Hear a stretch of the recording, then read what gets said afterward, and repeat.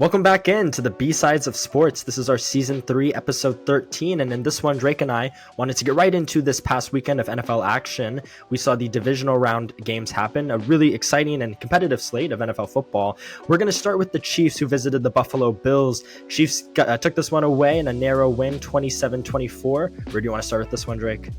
So I think the biggest takeaway for me from this one was, I think the dialogue around this game. I think Josh Allen got way too much crap for it.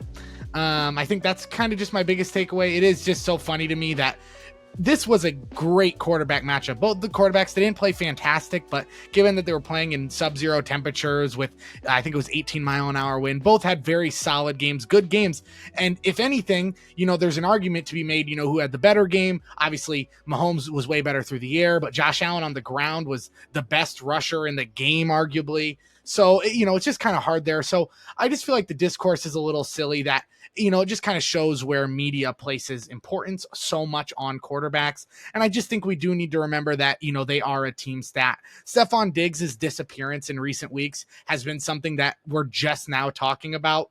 And it's really something that's alarming if you're a Bills fan. You just agreed to pay him over $20 million a year for the next few years an offseason ago, and now his production has dipped to where he doesn't even look like the third option on that team. It's very confusing to me. Him and Josh Allen's chemistry seems to be off, and the Bills were willed back into this by Josh Allen, and I just kind of feel like the injuries, as well as some of his, he was let down by some guys, and Stephon Diggs was the big one, but just a very, very surprising game in my opinion. And, again, their defense was riddled with injuries, and I understand that, but I just think, to me, the biggest takeaway was the Bills, again, at some point they had to flame out. They were really defying the odds by doing what they were doing. So I think it's just a shame that it had to be in this way. Yeah, and I think it's really interesting. You mentioned kind of the discourse around quarterbacks. I think particularly like on the notion of quarterbacks, I think winning sometimes is too closely attached to the quarterbacks, right? There's always this, unquantifiable value of quarterback wins. And it's why we see guys like Jimmy G, right? They really get a lot of clout just because they're just doing their part on a team that's winning. And we know that Jimmy G wasn't necessarily the most integral part of that offense. He just, made it run and didn't make too many mistakes. I think Josh Allen's kind of suffering from the opposite end of that stick, right? Just because the Bills lost, people want to attribute, losing to the Chiefs multiple times over the last couple of years, always flaming out kind of in the round they see the Chiefs. When if we look at, the history of Allen's performance against the Chiefs in the spots, he's been nothing short of absolutely fantastic. And, we can talk about some of the errors that were made in this game.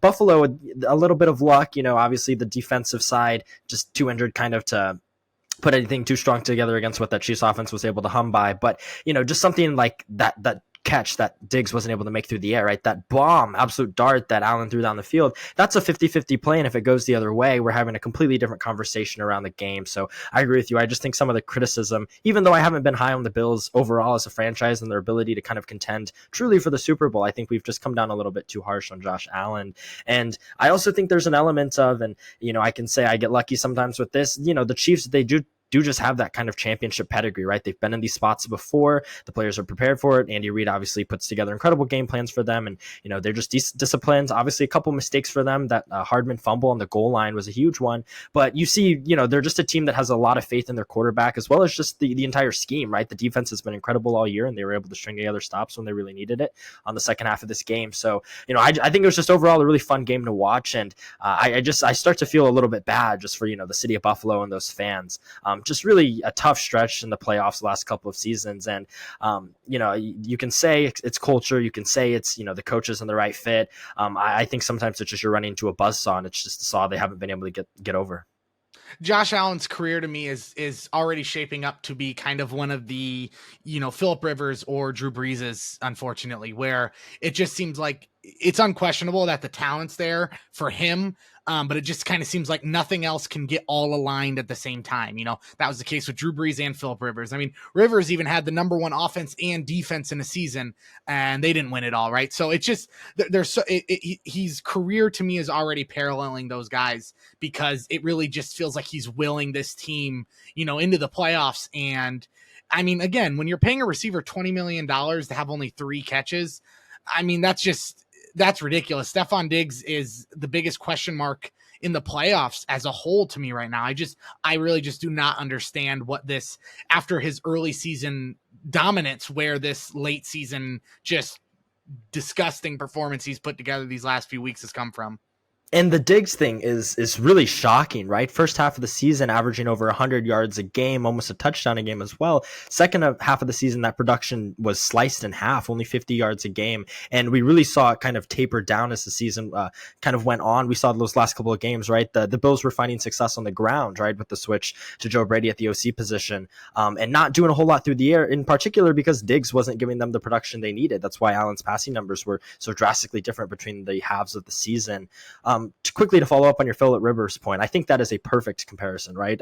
Rivers played in the AFC conference where he had to run into either Tom Brady, Big Ben, or Peyton Manning, right? Almost every single year. And that's kind of why we saw Rivers never be able to go on a run that got him over the hump. And I think right now, when you look at the quarterback talent, even though it's not a quarterback sport, a quarterback only sport, right? Obviously it's a team sport, but you've got Burrow, Lamar, and Patrick Mahomes, right? These are guys that are going to be perennial MVP candidates. We've seen in the years that Burrow's been healthy, he's gotten to the AFC title game. Obviously Lamar's now done that, and Mahomes hasn't missed the game. And it's kind of a case that, it's just loaded talent. And sometimes the scheme and the fit around Josh Allen just hasn't been enough to kind of get them over it, right? I don't really think Allen's let his team down in these spots, right? A lot of it's been the defense, right? In that infamous 13-second game, the defense couldn't prevent 30-some yards, right? In 13 seconds. Yeah. That's not an Allen error. And so I think that's a really, really good comparison you made there.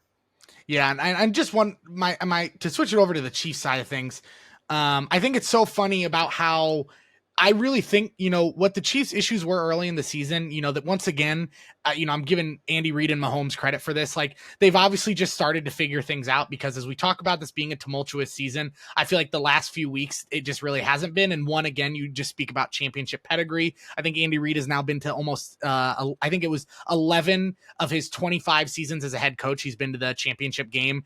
And it's astounding. Seeing games like this just shows you why. Rashee Rice has, in my opinion, comfortably become a sort of T. Higgins caliber, right? That amazing number two, as high of an upside as you can have as a number two, and like a solid number one, not anything insane, but just a really good receiver. And Travis Kelce, we said he was washed. People were saying he was washed this year.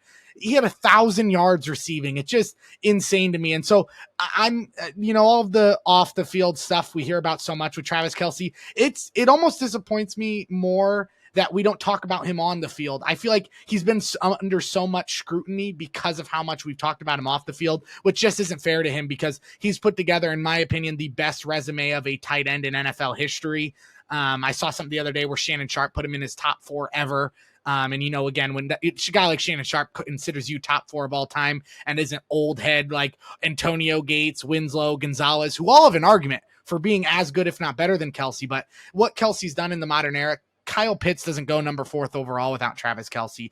Dalton Kincaid isn't a number 1 receiver on the team right at this point for the Bills, if not for Travis Kelce. He changed the way the position was played. And I just think it's insane, the dialogue around him, how it isn't about how, again, he's had the best career, in my opinion, of a tight end ever, and revolutionized the position in a way we've only seen done a few times. So again, I've seen some rumors about this being his retirement. That would really bum me out.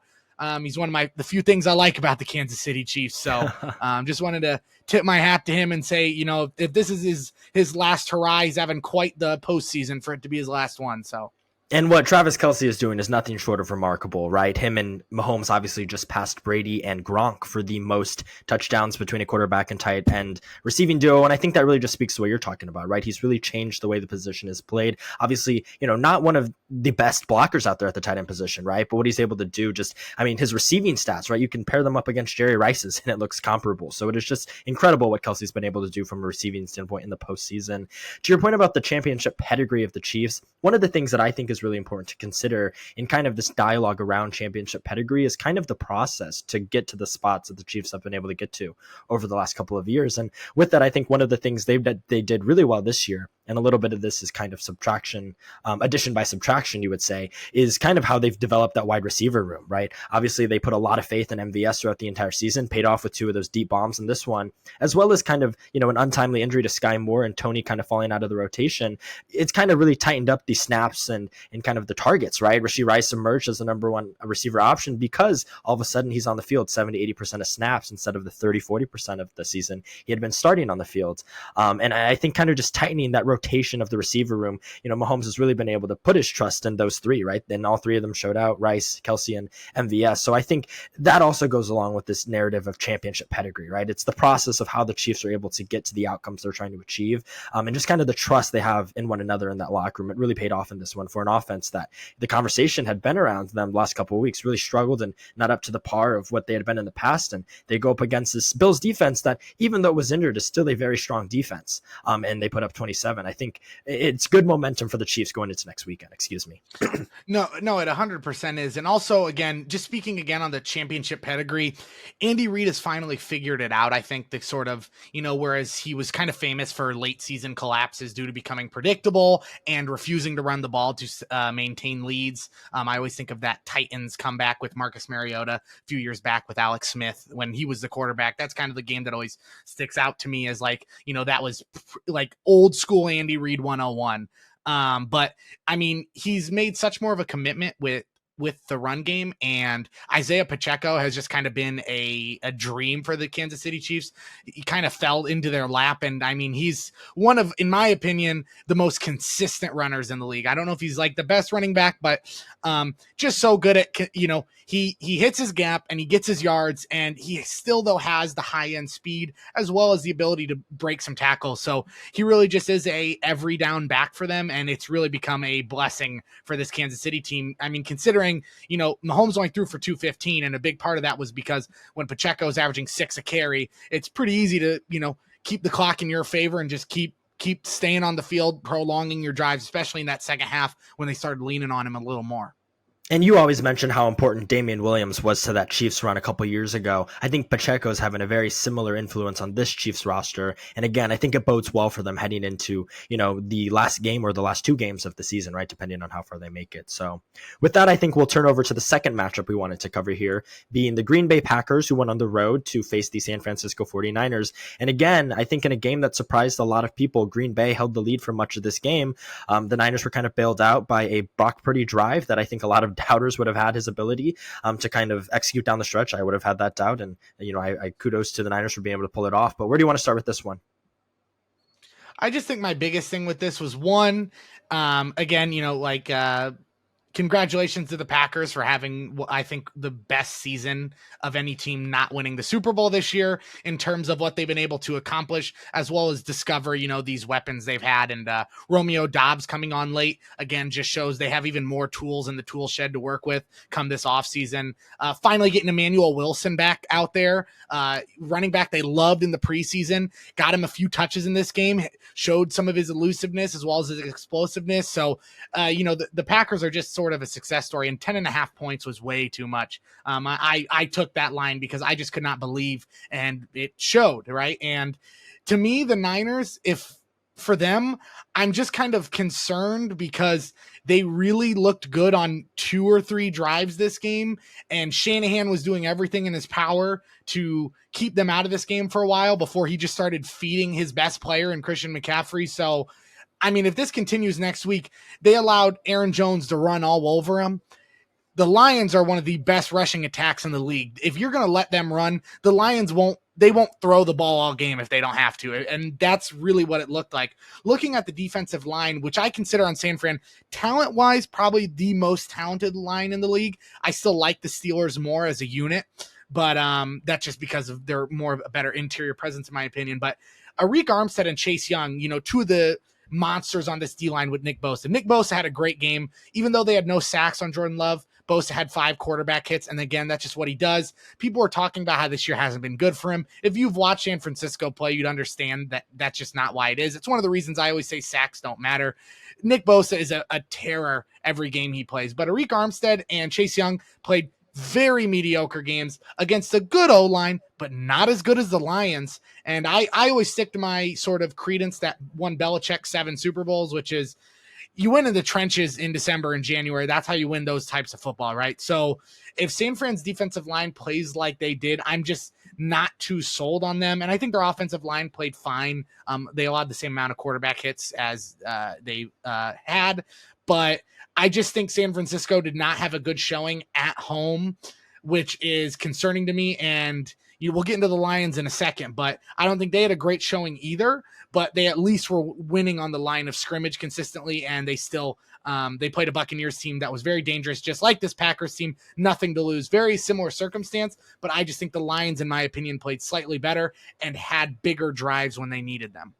Yeah, I'll follow up quickly on just your points about the Packers. I thought you did really well to kind of summarize the season outlook for them. And I think in terms of expectations going into the season and then the end results of what you're able to put out on the field, I think the Packers have to be top 1 or 2, right, on that list of maybe you could argue the Lions had a better outlook season. But, I just think what Green Bay was able to do, obviously it's been documented how young that roster is and just gaining that experience. I thought LaFleur really did well to kind of justify, staying at the head coaching position. And, I think he really showed this year that he wasn't just a product of having Aaron Rodgers on that roster, right? I think just the faith they put in that roster all year, particularly Jordan Love. Obviously, we saw the youth, we saw those mistakes in the second half, but I also think, to some extent that's the give and take of having a gunslinger, right? For all the big plays, you're going to get some of the mistake plays, and you just kind of have to live with that. And with the young quarterback, I think he's only going to get better. Super, super exciting future and horizon for the Green Bay Packers. On the San Francisco side of things, I think there were a number of things that were concerning. I think you did well to kind of summarize the D-line struggles. They really got bailed out by the linebackers in that game, right? Particularly down the stretch. I mean, Warner and Greenlaw, just incredible linebackers at their positions. And I thought the offense too, right? I think the decision to not use McCaffrey early on in the game was a little puzzling, to say the least, as well as we know Purdy hasn't been great, right? Having the smaller hand. We saw him literally during possessions, right? Wiping his hand on the towel, trying to get some grip on that ball. And I just thought that was kind of a puzzling scheme to ask your young quarterback that has historically not been good in the rain to kind of go out there and chuck it. And so, it kind of showed up. Obviously, the offense really, really struggled on the earlier possessions in the game. And I just think going into this matchup, and we'll talk about this in the next block, but I think there are a lot of scheme and kind of matchups that are in favor of the Lions.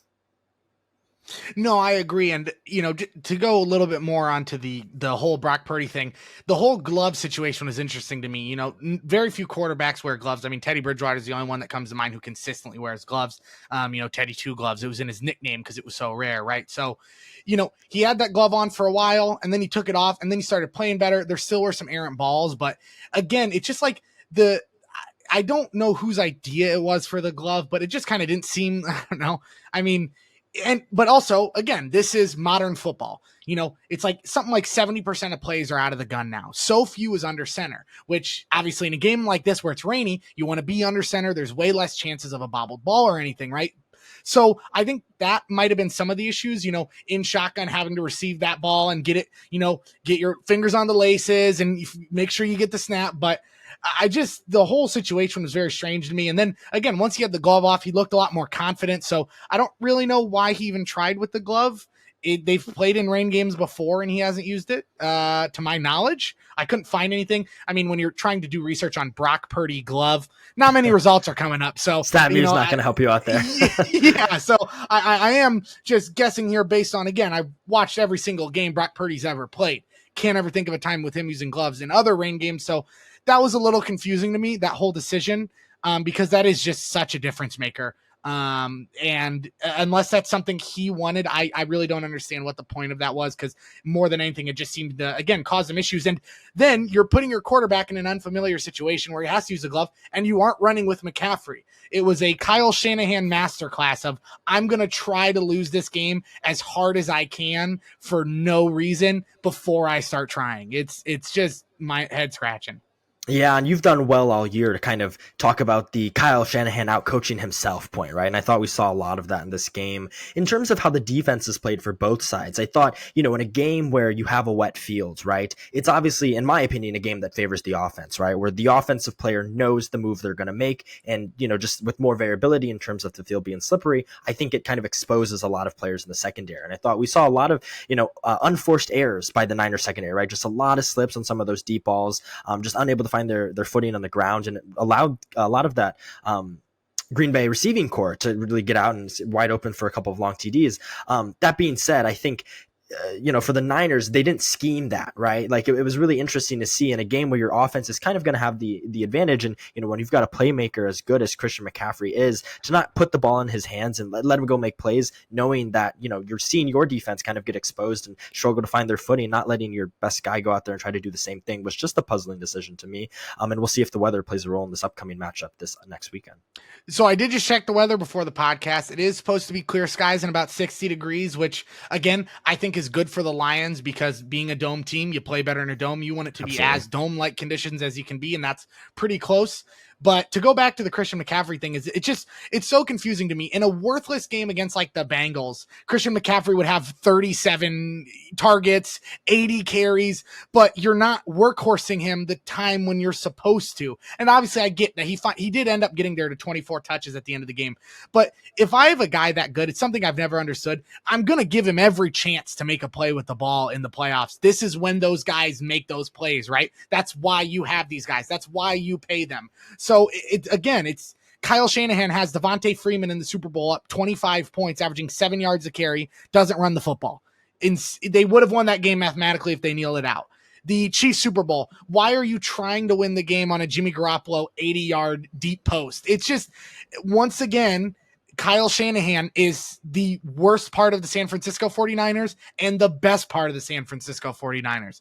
It will never not confuse me. I don't understand it, and I don't think they do either, honestly. Yeah, I think that's a fair point, and we'll see how it kind of plays out. We'll get into that in the next block here. Moving into our third matchup of our A block here, we wanted to talk about the Tampa Bay Buccaneers, who went on the road to face the Detroit Lions. Detroit obviously took this one away, 31-23, and I thought there were a lot of interesting kind of game decisions and strategy things from the head coaching standpoints in both of these. So where do you want to start with this one, Drake? So, okay, I am all on board with the whole new ideology of if you're down 2 scores late, go for 2 on that first touchdown, because let's say you don't get it. Well, guess what? You still have a chance to tie the game, or all you have to do is kick an extra point to win. So I can't remember who I heard explaining that. I think it was Matt LaFleur actually, or Mike LaFleur, excuse me. And I was like, that's very interesting. And I'd never really thought about it like that. So I understand that. Now, obviously they didn't get it, whatever, that is what it is. But then I know obviously what you're referring to is Todd Bowles' decision to not call the timeout to force the 50-yard field goal with then a chance to get the ball back to tie the game. And I think with how Baker was playing, I think is the more confusing part of that. I mean, he had almost 400 yards. I mean, just put on a masterclass.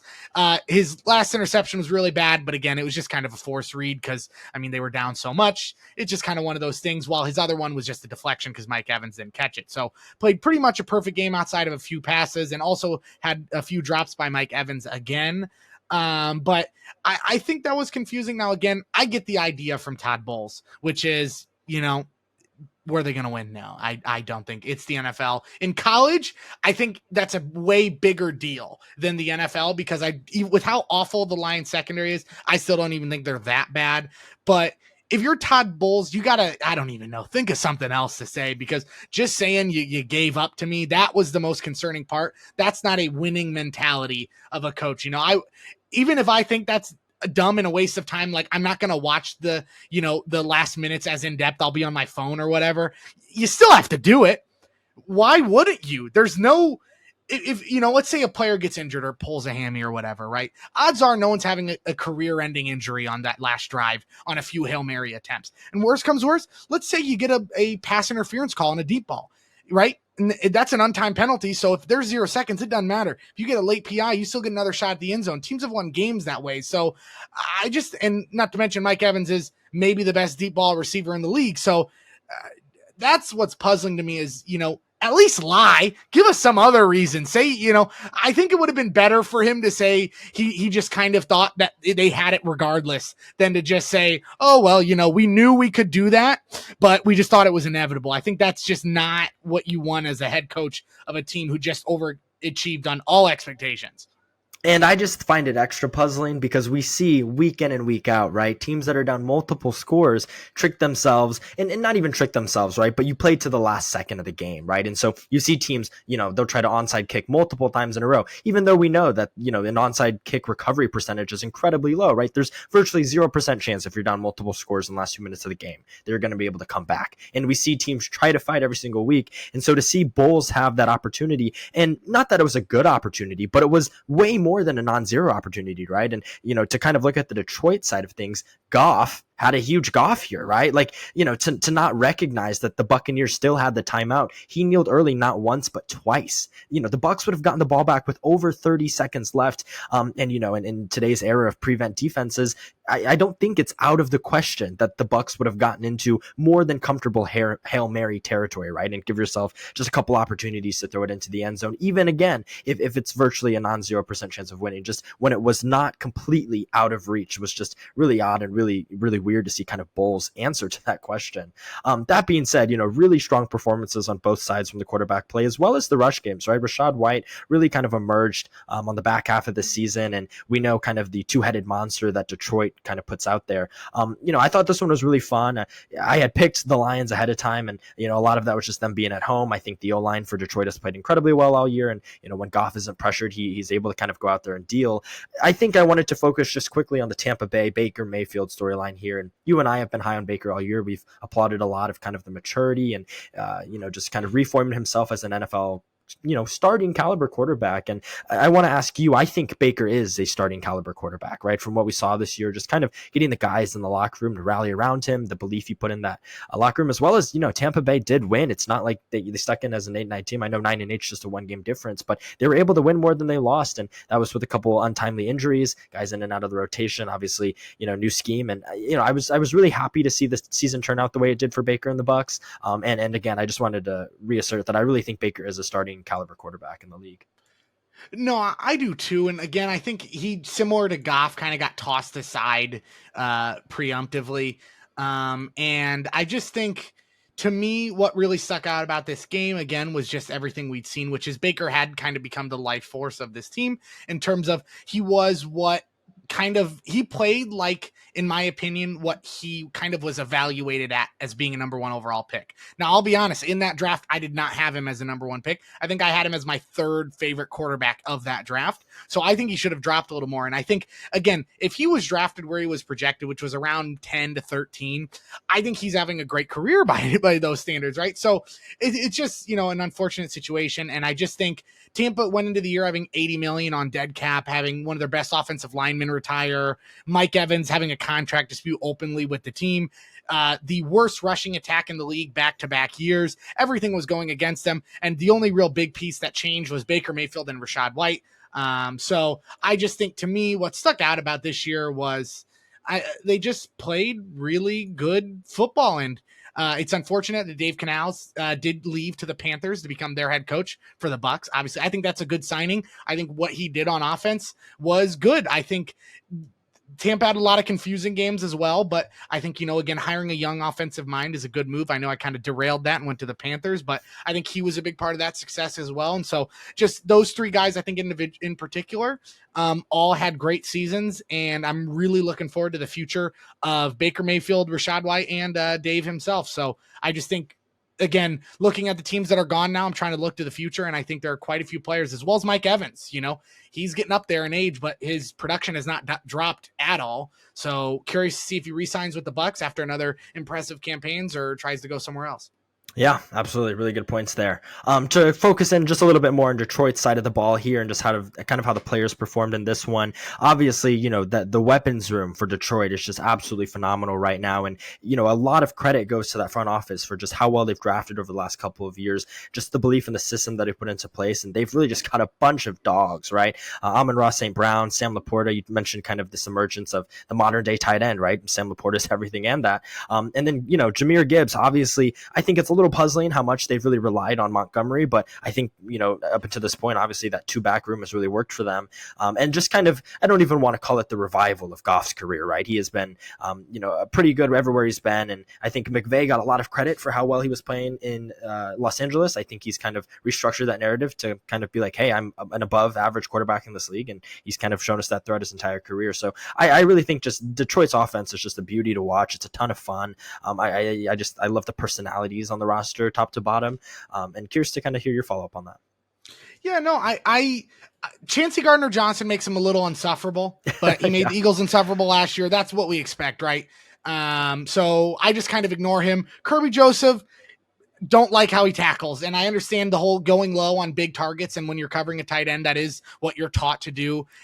But he just kind of does it maliciously, as well as him standing over Cade Otton. So not a big fan of their secondary. And by the way, one of the worst secondaries in the league, and they talk more than anyone else on that team. So confusing. But what I will say is the Lions have done what the Packers are doing now. And it's this new age style of building a team. They did it a little differently by getting Jared Goff, but they're reaching on guys, right? Oh, you shouldn't have drafted Jahmyr Gibbs that high. You shouldn't have drafted Sam Laporta. You shouldn't have drafted Jack Campbell that high. Who cares? I've never understood. Bill Belichick got a bunch of, what's the kid's name from Chattanooga? The lineman. He's a great interior lineman for him. And it's like, who does it matter? Kyle Duggar. He got notorious because he was from a D2 school. What does it matter? You want to make sure you get your guy. If you're getting them and they deliver, sure, maybe you could have had this guy instead. I don't understand why we look back and then are whining about it still. Jahmyr Gibbs is a quintessential part of this team. Brian Branch, another player who's played really great for them. Sam Laporta, all of these are young players. Jamison Williams, Brock Wright, Amon-Ra. They're doing that new age style, which is just what the Packers are doing, right? Where you're trying to get a bunch of young guys together and then you sign the veterans, right? Jared Goff is on there. That's a guy you can really get behind and you can really trust to make plays. CJ Gardner-Johnson, that's a guy you can trust to make plays, right? So it's that combination of new and, majority young, give them a few years and then sign the veterans to fill the gaps. That I think this is kind of going to be the new way, especially with the salary cap just continuing to explode. I just think this is kind of going to be the new way to build rosters, whereas you pay for quite a few big wig, all pro caliber guys and then fill in the spots with a bunch of dynamic young players in the first few rounds. And I mean, look at the results for the Packers and Lions and Rams. Rams don't even draft high, but that's what they're doing and it works. I just think that's the draft, I think, has more value than ever and it's more scrutinized than ever for some reason, even if you have a good one. Yeah, absolutely. And the last thing I wanted to touch on with Detroit is I really just wanted to applaud A, the front office, but B, Dan Campbell. And, I've kind of come for some of the X's and O things and kind of, I think the aggressiveness can be a little too aggressive at times, but the truth is, the results, right, have shown for themselves and they now find themselves in the championship round, which, only 4 teams make it there. And so, you just have to really applaud that. And I think the mentality and the culture, right, we talked about that as the downfall of a team like Dallas. And what we've seen is Detroit has kind of restructured their culture better than anyone we've seen the last couple of years in the NFL. And that is on the shoulders squarely of Dan Campbell. And I think he just can't get enough credit for it. I think the media at large has been applauding him all week, and I think it is well-deserved praise. Just getting not just the belief, right, but the passion and the care that he shows his players and how vulnerable he is with them, right, I think allows those players to maintain the game in the perspective that is just appropriate, and they have the appropriate fear for their opponents while also having confidence in themselves. And, a lot was made after the win against the Rams and whether or not Detroit would come out with kind of a flat, we're happy that we're here. And that's not the case at all, right? Detroit came out aggressive as they always have. They came out well. They executed their game plan. I think, Ben Johnson, right? It's the hottest name on the coaching market right now outside of some of the OGs. And, he has done so well week in and week out to have that offense prepared and just the perspective that the entire roster has taken. Again, I just can't applaud the front office and the coaching enough for that. No, I agree too. And with that, we'll go to the last matchup of the divisional round, and that was Ravens-Texans. I think this was probably the most predictable and boring game on the slate. Wilson, where do you kind of want to start with this one? Yeah, after a little bit of a slow start for Baltimore, they really got rolling in that second half, right? And I think they really just proved that they're the class of the AFC this year. And we'll talk a little bit more about predictions again in that B block that we're upcoming. But, Baltimore really just top to bottom, a really polished, really defined, and a really physical roster, right? The defense led the league in a number of categories, scoring. I think they were top 3 or top 5 in yards, defense, sacks, led the league, I think, with 60, and just really well disciplined, right? Hardball squad is going to go out there and just play with, the kind of the guts and the glory of what we have come to expect out of Baltimore the last couple of years. And Lamar, I think, to an extent, exercised some of those playoff demons, if you would call them, right? Obviously, a 1-3 record coming into the postseason really just showed kind of the poise. And I think what we're seeing right now with this modern day kind of molds of the mobile quarterback, right, is, when it's the playoff time and the guys are willing to kind of just go out there and put their body on the line every play, they can just be absolutely dominant. We've seen it with Josh Allen, Patrick Mahomes, to a much lesser extent on the running side of the ball, but has shown the ability to scramble when the time calls for it.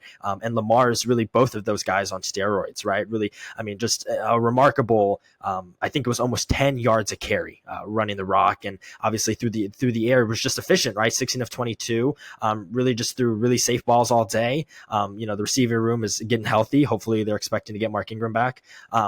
Mark Andrews, excuse me. Mark Andrews back. And I think Baltimore really just proved that they're the class of the AFC here.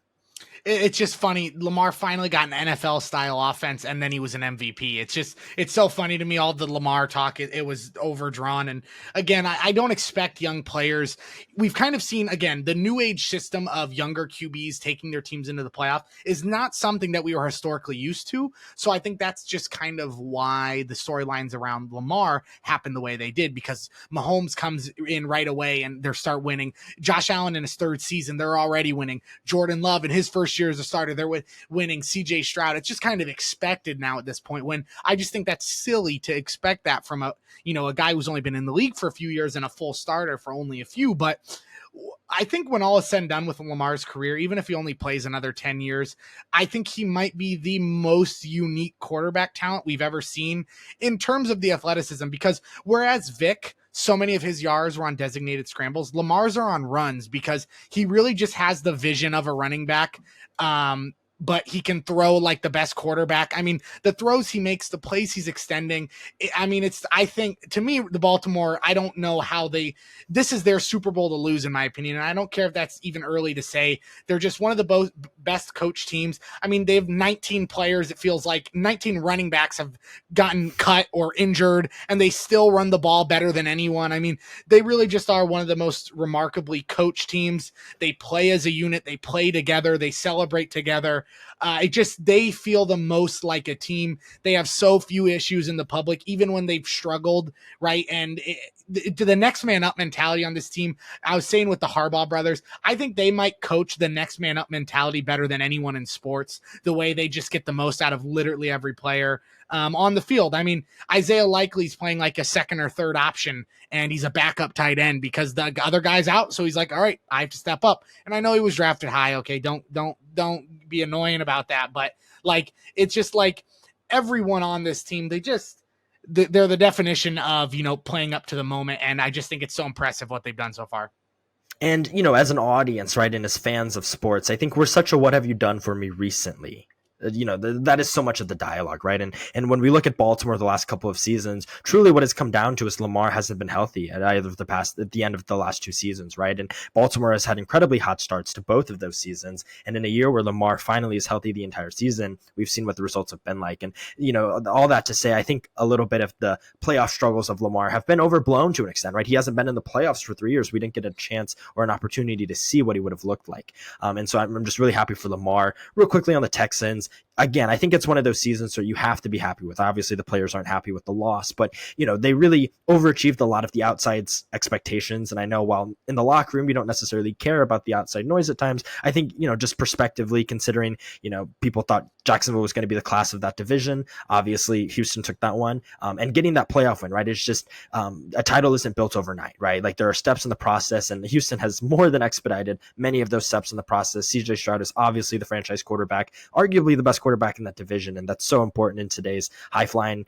what you're trying to do on the offensive side of the ball. And just, the emergence of a lot of those young guys, Tank Dell, just a really, really fun roster top to bottom. And hope they just excited to see what's next for the Texans. No, I agree. And I just kind of didn't, we've talked so extensively about them this year. That was just one of the main reasons I didn't have too much to say. But my biggest thing is, I think, as well as Stroud, again, we're not going to say anything you haven't heard. So I'm going to try to stay away from that. But for Nico Collins, I don't feel like we've talked about this guy enough for what he's done. Somehow Tank Dell has gotten more of the discourse than Nico Collins coming into his own as one of the, in my opinion, this isn't hyperbole. I'm a Colts fan. So me saying this is a big deal, but I really do think he played like a top 10 receiver in the league this year, if not top 5. And as crazy as you might think that is, he missed 2 games, had 1,300 yards and 8 touchdowns. Put that out to a 17-game season. He has probably around 1,500 yards and 10 touchdowns with the second and third option out for the year. Still was able to play consistently well, even demanding more attention from defenses. So Nico Collins, I mean, as much as we harp about Stroud being awesome, I think Nico Collins deserves his flowers too. I mean, I honestly would probably, if he plays all 17 games, he's probably has the best season of any receiver in the league, in my opinion, in terms of what he was able to do from a year-to-year jump. And I don't think that's hyperbolic at all for you to say. He was on my fantasy squad, and definitely, the player I got the most value out of, right, going into the season. I don't remember where I drafted him, but it wasn't that high. And just the value he was able to give me from a fantasy standpoint really just kind of speaks to just the numbers and the output he was able to put actually on the field. So with that, then I think that'll wrap our A block here. We'll come back in just a moment for our B block with previewing the AFC and NFC Championship game weekend. Welcome back into the B-Sides of Sports. This is our B block, and this one will be a pretty relatively short one, but Drake and I wanted to quickly touch on these AFC and NFC championship title games and kind of give our thoughts and our picks for who we think will come out victorious. So, Drake, we're going to start with the Lions, who are visiting the 49ers. Some kind of key matchups, X factors for you here, and who you're taking. So I think, again, the biggest thing, as I talked about in the A block, is who's going to win in the trenches in this game. 2 of the better offensive line units in the league, and 2 also very solid defensive lines. Obviously, San Francisco has, in my opinion, a major talent advantage, but production-wise, Aiden Hutchinson has really, again, him and Bosa are playing like the 2 best edge rushers in the playoffs right now. So I just think it's going to be very interesting to see how those 2 just duke it out. And see what QB can play well under duress, or what O-line wins. Penei Sewell is maybe the best O-lineman in football right now. So I think that's going to be a tough challenge for Nick Bosa. So I really think the matchup I'm going to be watching more than anything, I think, in this game, one is Amon-Ra against that weak-ish San Francisco secondary. I think Laporta is going to have a tough day at the office with Greenlaw, probably going to be on him most of the day, and Fred Warner as well. So I think, it's going to be on a guy like Amon-Ra to step up, or maybe Jamison Williams. He's kind of known for these 2-catch 80-yard games. That's really all he does. He'll give you 1 or 2 big plays. Maybe we could see a 6-7 catch game from him. I could see that being a possibility against, again, this kind of weaker secondary in the league.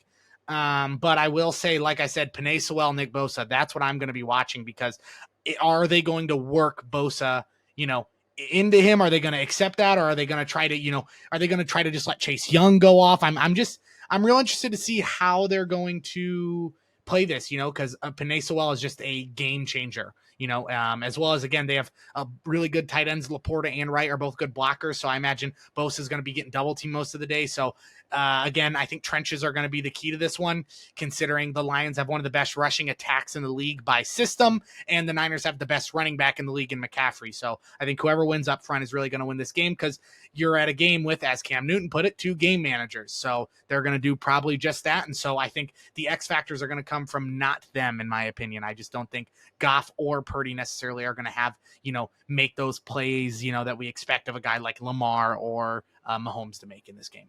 Yeah, I agree with everything you said there. I think the trenches are going to be incredibly important this one. And just in terms of the talent, right? I think defensively, I would give the edge to the Niners, but particularly on the offensive side of the ball, I think we've really seen the emergence of Detroit's weapons, right? We just talked about it a bit at the end of that A block. And, as much as we talk about Kittle, Ayuk, Juszczyk and Debo, right? C-Mac, all of those guys, the Lions have done really well in their own right to kind of establish a really young core of weapons, right? And, we don't have to name them all off again, but I I think you're right. I think the game managers for Goff and Purdy is going to be important to not make the mistakes, right?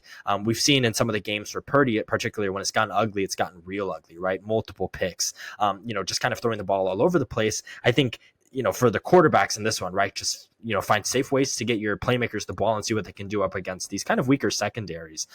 In terms of the Niners defense, one thing that really stuck out to me just watching them across the course of the season, as well as particularly in the postseason, they really remind me of the Eagles defense from a year ago, where if that front four is able to do their job and generate pressure, which they can do basically as good as anybody in the league, that can really flip the switch, right? Because it allows the secondary to only have to hold up for, 3 or 4 seconds, right? You're not asking them to kind of, especially with as explosive as that Lions offense can look, try to cover guys for 7-8 seconds, right? They're not going to be able to do that. And, coming off a performance where we kind of saw that front four get exposed, really interested to see kind of the bounce back performance. I'm interested to see if Wilkes is able to kind of, is willing to want to dial up pressure, right? We know how good Detroit's offensive line has been and kind of just their blocking scheme with Ben Johnson.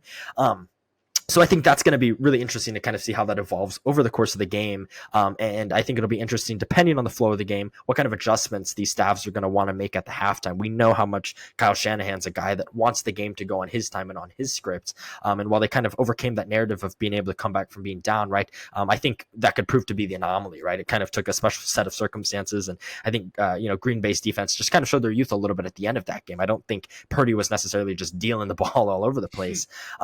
And so I think that'll be really interesting to kind of monitor going into this one. Yeah, and I think that, again, another thing I'm going to really be paying attention to, you kind of touched on it when talking about Shanahan liking to go in his direction. How many coaching questionable decisions are we going to see? We have Campbell and Shanahan, two of the most notorious head scratchers in the league. So I have my line set at 2.5 head scratching plays in this game called by these coaches. And I really just think this is a game where it's going to be who can outcoach the other and not outcoach themselves. I think that's going to be the bigger thing with both these teams. You have a hyper aggressive team and a team that's fairly conservative in their play calling. But again, like you said, they want to go by their rules. Shanahan wants to play his brand of football, and that's it. They just won against the Packers, their first ever game in the Shanahan tenure, when down 5 or more points going into the fourth quarter out of 32 games. Not a stat you want to see. The Lions are really good at getting leads and really good at securing them, and with that way they can run the ball. So I think I'm leaning Lions in this one, and I was initially leaning San Fran going into the playoffs. I thought San Fran was going to be the one to make it to the Super Bowl, but that showing last week for them was just not really good. That game against the Ravens a few weeks ago, not very good. And I know their second unit lost to the Rams, but again, a loss is still a loss. And I'm not a huge fan of resting your starters. I just think it kind of, I think you should give them a series or two, and not doing that. I just think you're seeing rust, as well as, again, maybe a little bit of demoralization, as well as Deebo Samuel being questionable. I know he came to practice today, and we are recording this on Thursday, and he did return to practice today in a limited capacity. But again, for a San Fran team that relies a lot on their playmakers to make plays, if you're missing arguably your second or third biggest one, that can be a really big hitch in your game plan. Yeah, it's hard to argue against your pick there. I think this is interesting because I have a feeling we're going to be picking opposite in both of these matchups. I am going to take the Niners here for a number of reasons. The first just being, and this is kind of one of those arbitrary things. I know a lot of times it's kind of supersedes like what we've actually seen on the field, but I do think historical precedence matters to some extent. And I just would find it hard pressed for, a team, the Lions, that didn't make the playoffs last year. And again, we know they were just a game out of it, right? A couple of those week 18 games, last year go a different way, and the Lions are in the postseason. But I would just find it hard pressed to see a team that was not in the playoffs make it all the way into the Super Bowl this year. I just think there's a little bit of kind of an element of just we haven't seen it a whole lot historically, and I think it's just kind of a hard mountain to kind of overcome, just needing some of that experience and that exposure. On the flip side, the Niners have more of that than anybody but the Chiefs over the last 5 years, right? This is their 4th NFC title game appearance, as well as I think, it's tough to say because while Purdy hasn't necessarily been the difference maker, right? In every game that he's been healthy in the postseason, they have won, right? The one exception being the game that he got his elbow blown out. And I think if Purdy doesn't make the mistakes, and we've kind of seen, Shanahan kind of reel him in some of these big spots, and if the playmakers, obviously Deebo's health is going to be a huge question mark just being out there, but Trent Williams obviously has gotten back to mostly fully healthy, right? We know all guys are banged up at this time of the year, but, he is just so integral in that O-line that as a whole is hardly an above average unit, right? He really carries a lot of that pass protection for Purdy. Kind of just seeing the healthiness around Purdy and kind of just trusting, and I'm going to choose to trust, at least in this matchup, Shanahan's scheme. I'm going to go ahead and take the Niners in this one. No, and like I said, I'm taking Lions, but I think we're now good on that one. So as we switch gears to the last game we're going to cover today, Kansas City Chiefs Ravens. I mean, like you said, I'm kind of surprised to hear you say that you think we're going to pick opposite teams, but I mean, now going into this, what do you have to say about this matchup? So I think I'm going to go ahead and guess that you're taking the Ravens, but I could be wrong. I'm going to take the Chiefs, even though a lot of my more, I guess, analytical brain wants to say the Ravens, right? We talked just a little bit ago in that A block that I really think the Ravens have proven to be the class of the AFC this year, right? Both the offensive and defensive units have just been absolutely dominant. And the Ravens have more blowout wins against opposition than anybody else in the league, and that's against playing a really tough slate, right? We saw games against the Rams. They obviously blew out the Niners, the Jags. They had some really strong showings against the Browns. The Ravens really have just proven it everything, game in and game out. That being said, a couple of things for the Chiefs that I just really have loved, and then I'll talk about one thing schematically that I think will play in favor of the Chiefs.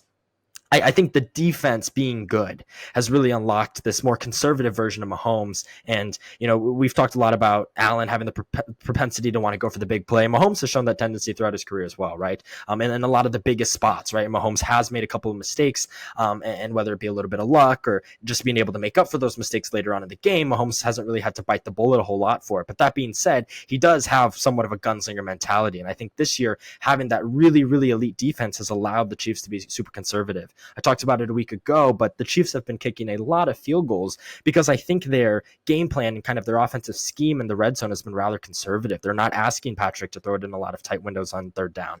Instead, they're kind of just taking what they can get underneath, see if one of the playmakers can get it in, or if they're on the goal line, see if Pacheco can punch it in. And when they're not being able to get that, they're not going for it on fourth. They're just taking the points because they're trusting that the defense can get stops. And I think they're going to be able to do a similar level of that in this one.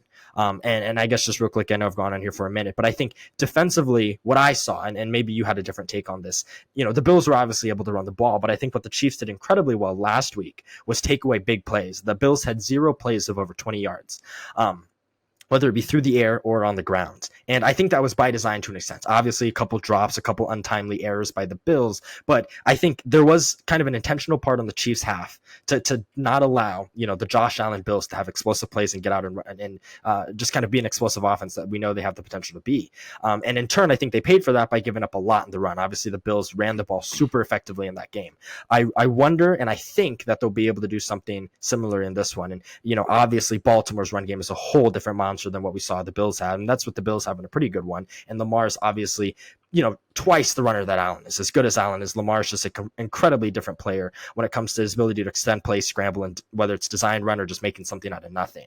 But all that to say, I think the speed, the youth, and the athleticism of that Chiefs defense is going to be able to kind of alter some of what Baltimore's wanting to do in their run game. And at the end of the day, I'm just going to trust that Chiefs offense a bit more than I'm going to trust the Ravens offense through the air. Well, I disagree. I told Hallie today, I told my wife that I was going to put our house down payment down on the Ravens to win this game because I just do not see a reality. I'm very rarely this confident. I mean, I'm pretty wishy-washy as a whole because I hate to be wrong, but considering I'm on a hot streak this playoffs, I just really, I would have this line more closer to 7 points than I would the other one. Joe Thuney is projected to be out, so an all-pro guard is down against one of the best defenses in football in a rainy game in Baltimore. Doesn't seem to lean in their favor. Not to mention Isaiah Pacheco comes into that game a little banged up. Mark Andrews was a full participant today in practice. So if Dalton Kincaid can light you up for 7 catches and 45, I feel like Mark Andrews and Isaiah Likely are going to give those Chiefs linebackers hell up the middle. So I think that's going to be the matchup to watch, as well as Lamar showing, look, if you're going to let me put my head down and run all over you, that's what I'm going to do. He's shown a sort of reluctancy to do that recently due to injuries. But look, it's like I said with McCaffrey, this is when you can risk that, right? This is when you can put your body on the line a little bit. And to me, this is a Baltimore team that has no give, and a Kansas City Chiefs team that at moments has looked uncharacteristically like themselves. And while they haven't in this playoffs, that first half against the Bills, they gave the Bills every opportunity to really, just sink their teeth in and run away with that game, and they didn't. They kept again, that Stephon Diggs drop to me was that was a a huge play in the second half, but there were so many of those for the Bills where they just didn't seem on the same page. Baltimore's been the exact opposite. God, they've switched out, like I said earlier, 37 running backs, and they still run the ball better than anyone. To me, I have Baltimore running away with this one. I really don't think Baltimore will face much adversity. A rain game just does not favor Mahomes when you're a pass first team. Your running back's injured, and with Joe Thuney out as well. So even if you wanted to try to run the ball a little bit, in this rain game, one of your best run blockers is out. So to me, this is just kind of the perfect nightmare for the Chiefs. Now, I will say, if it doesn't rain, Baltimore secondary, in terms of corners especially, pretty banged up.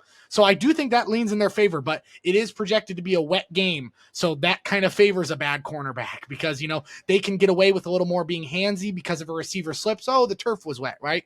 You can get away with that a little more in a rain game, right? And so, everyone's going to be wearing red gloves or white gloves, depending on what color they're wearing. If you got young corners, you're telling them, look, we can take a hold. It's Patrick Mahomes. We just don't want him getting a touchdown. So I just think the way Baltimore plays is not how Kansas City has played as a sort of counter. I think Baltimore, to me, is the sort of perfect counter to the Chiefs this year. And, I would say on the board of possibilities, although I currently have the Chiefs winning as like the number one, I guess, possibility you would call it, I do think the second most likely outcome of this game would to be a Baltimore blowout. I don't really think there's a world where like Baltimore wins it close. I think, if Baltimore's going to be able to run the ball effectively, I think they're just going to be able to dominate time of possession and kind of just dominate this game from start to finish. That being said, I just wanted to pose one quick question to you. And I think this is a little bit of difference in valuing of historical precedents. In the playoffs, Patrick Mahomes is 13-3, 13-1 against anyone that's not Tom Brady, with the one loss coming to Joe Burrow in overtime, of course, of that AFC loss a couple years ago. Do you think there's anything to be said about kind of just what we've seen historically from Mahomes in the playoffs? He doesn't get blown out. Obviously, the Super Bowl was the one instance in which he did. He doesn't really lose prior. I guess he hasn't lost prior to the AFC game, the title game. This is the AFC title game. Do you think there's anything to be said about kind of how we've seen Mahomes play and just the Chiefs, right? I say Mahomes, but obviously Kelsey's been a part of every one of those rosters. Reed's been a part of every one of those rosters. Yep. And the defense, for as much as it's been scrutinized, one thing the Chiefs have been good at historically throughout this entire run is getting pressure on the opposing quarterback, right? And we know Lamar's not the traditional passing in the pocket quarterback, but just generating pressure in any sense is important to the game. Do you think there's anything to be said about just kind of the longevity and the history of what the Chiefs have been able to do at this stage? So my counter argument, I'm not calling you out here. If you don't have the number, that's fine. How many of those games has Patrick Mahomes been at home for? It's got to be every single one, except exactly. So he's going into M&T Bank Stadium, one of the most underrated stadiums in the league in terms of crowd noise. They are consistently top 5 in sound. And unlike the cheaters in Seattle, they didn't design their stadium to amplify crowd noise. That is just blue collar, old school football crowd. And I'm not sure if you saw the lineup. I'll pull it up real quick. Who the Ravens have at this game. Ravens celebrities. They are having an all-star cast come to this game. They are having T-Pain perform at halftime. Ray Lewis and Ed Reed are going to walk the players out. They're pulling out the stops because they understand, like you said, the precedent to this isn't very good. But also, Mahomes does not go away very often. And look, in that Bills game, like I said, the Bills had an opportunity to win that game, and they really just did not jump on it. That first half, the Chiefs were off to a slow start. I think the Bills at one point in the second quarter had triple the time of possession. That is so rare for a Andy Reid team. He is just, even if he doesn't have a lot of time of possession, they're going to score. The Chiefs weren't doing that. If you get lucky like that, you got to take advantage. Now, what I will say is Lamar isn't great under pressure historically. So if they are able to get pressure, I could see this going, a little sour for them. But again, with how they've been running the football though, and with how Lamar's pocket presence has improved this year, as well as his pro style vision, I just think, like I said, historical precedents be damned. This is a new historical precedent. Lamar has never been to an AFC championship. Mahomes never plays away at the AFC championship. And the last one I can think of he did in New England, he lost, right? So when I'm looking at it like that, you're like, oh, to Tom Brady. What also sticks out about the games that he lost to Tom Brady? Neutral site in New England. On the road, yeah. Yeah, on the road. So Andy Reid is notorious being good off a bye and being good off at home. He doesn't get any of the sort of Reid nomenclature he's used to. And I will say, Baltimore has not been great at home, but they also had a stinker of a loss against Steelers with their starters out and a rainy mess of a game against the Colts, again, fringe playoff team. So I just think, again, I get what you're saying with President, but to me, the more important precedent is we've never seen a situation like this, right? With Josh and Mahomes, we kind of knew, right? That is where I think your historical precedent has more credence. And it's why I bet the Chiefs at +3 last week. I will not be doing the same. I will be putting a lot of money on Baltimore money line. So yeah, and I must admit, like, I haven't seen you this adamant about a matchup in a hot minute. It does make me a little fearful for this one, but I guess the last thing I would say is I've got to stick to my guns. But I've picked them all year. I think if I copped out at the last minute, it'd be a bad look. So, I think this one will be a fun one. No matter the outcome. And I will say, like, one thing quickly about NFL viewership: that Chiefs Bills game, right? The viewership was through the roof in that one. I think it was the most watched divisional round game since they've tracked the data, right? Over 50 million viewers. And it's incredible. I think when we talk about sports and if you consider the global stage of the world, obviously cricket, tennis, even the Tour de France to an extent, right? Obviously that viewership is through the roof. But in terms of American sports, it is incredible to think that over 50 some million people tuned in to watch that one. And I think we're in for a really, really good weekend of championship game football as well. Yeah, I mean, that's like 15% of people in the U.S. were watching the Chiefs play. Like, that's insane. And I think this one will break that viewership number as well. Being a little bit earlier in the day as well, I think helps. And again, a lot of my social media these past few days to kind of go more on just vibes is the Chiefs have become everything that everyone in the AFC hates.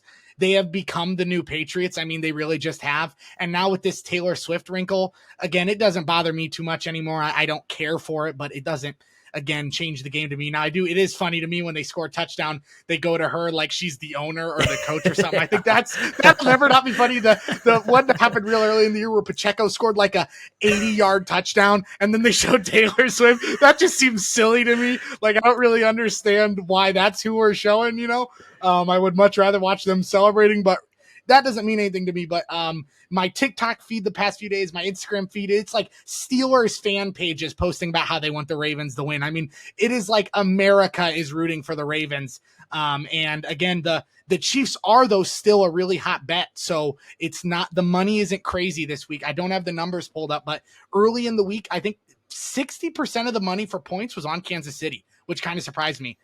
So definitely not kind of what people are expecting. I think it's projected to be a pretty even game. Now, I don't have it as an even game in any capacity, but it seems like the world is all rooting for Lamar this game. So I think this is a chance for him to rewrite the narratives. You talked about it earlier, but I really do think, as you said, this is a huge game for Lamar. And I don't even think necessarily it's a game where he'll be a huge difference maker. In all honesty, I think if he has a great game, it favors the Chiefs, if that makes sense, where if they're having him have to throw the ball a ton in a rain game against Kansas City, that's not what you want against their defense. Same thing like what the Chiefs don't want. So absolutely. Yeah. I think I'll end off by saying, I think I'm going to hedge my pick here a little bit by putting a 5-unit bet on Baltimore. And so, if I have to come on here and admit that I was wrong about the Chiefs finally, at least my bank account will be happy for it. So sounds good. And with that, this episode will come to a close. We hope you have enjoyed our playoff coverage so far. Obviously, this is our second to last week doing it. We will then go kind of back into our swing of being full-time NBA and hopefully be able to do some game breakdowns like we did for the playoffs last year as well, going into the NBA season. So we hope you stick around for that. Also, please like and subscribe, as well as check out our TikTok. We've been having a lot of success over there, but any more support is appreciated as we're trying to grow the brand, as well as, again, just enjoy these last few weeks of football while we have them, and we will see you guys next week for our Super Bowl recap.